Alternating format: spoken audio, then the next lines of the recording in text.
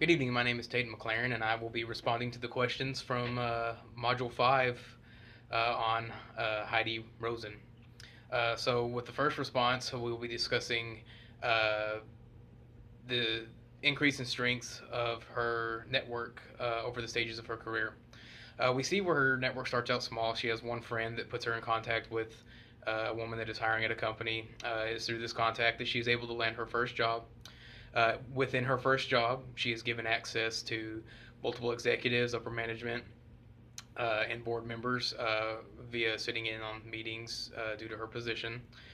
It is through this access that she is able to impress them with her performance and her consistency, and land a letter of recommendation so that she can go to graduate school. So we go from one person to multiple execs. Network's growing stronger and stronger. Once she gets done with business school, her first job is partnering up with her brother, who is working on a software called TeamMaker. She takes on her next stage of networking by increasing it through media. She reaches out to media in order to promote the product and to get good reviews on the product and give the product a chance. Um, Also, during this time, she eventually joins and becomes president of the Software Publishers Association, where she now has access to some of the industry leaders, and she is able to talk with them, meet with them, uh, you know, and learn from them and make lasting connections through her personality, her ethics, and her consistency with them, and her way of responding to them. One of her friends even says that she's got the capability to make one conversation a memorable one, which is a great skill to have. Um, Through all this success, through her recognition from all of these leaders in the industry, and the success of Teamaker, I think they sold it for $20 million. She gets noticed by Apple. Apple brings her on board. Apple actually gives her the opportunity to be the VP of Worldwide Developer Relations, which now gives her access to 12,000, up to 12,000 developers. Uh, and Her job is to improve relations with them and keep them keep them in contact with Apple, to trust Apple and to continue working with Apple. So now she has, you know, grown her network to a vast number. Uh, she's able to maintain this network through her job by keeping these relations with these developers. We see after this that she once her network grows so large that she can no longer really keep up with this network very well because it is just so vast. She eventually steps down into a mentor uh, capitalist type position where she can actually start using some of these past network connections to help bring in some of these dormant ties to help these startup companies that are being funded and help them grow and become successful. This also becomes in handy when she eventually partners up with SoftBanks in order to be more of a teamwork atmosphere. She uses these dormant ties and uses this vast network that she's built up and gotten stronger over all the stages of her career uh, to utilize them and bring them in via favors to help these startup companies. For example, Sun Microsystems, offered her a position. She couldn't take it, so she used one of her dormant ties to bring in a executive for them who ended up being a success.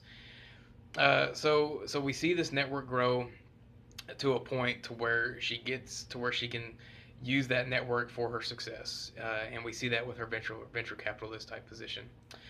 Next, we will be discussing the extent to which the concepts of Module 5 apply to Rosen and how these concepts influenced her power, her influence, and her networking process. So, according to Adam Grant, I believe Heidi would be a very successful giver. She executes being a giver perfectly, so not to become what he calls in his LinkedIn post a doormat. Um, she is productively generous. She only gives favors when she knows that both parties will benefit. Or if it benefits one of her contacts through her network.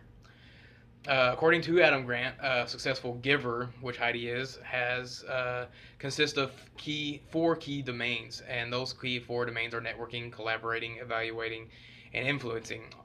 Obviously, we know that she developed a successful network. Uh, I like to compare her to the other reading where it spoke of Paul Revere. Through his access of his job, he was able to have this successful network that made it easy for him to spread the word that the redcoats were coming. So he had a great network that he obtained through his access of his job, similar to how Heidi got hers. Also, as far as networking goes, I like to compare Heidi to Adam Rifkin.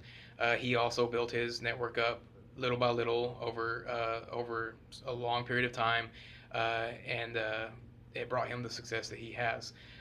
Uh, the next domain is collaborating. We see where she is able to collaborate very well using her ties and her dormant ties.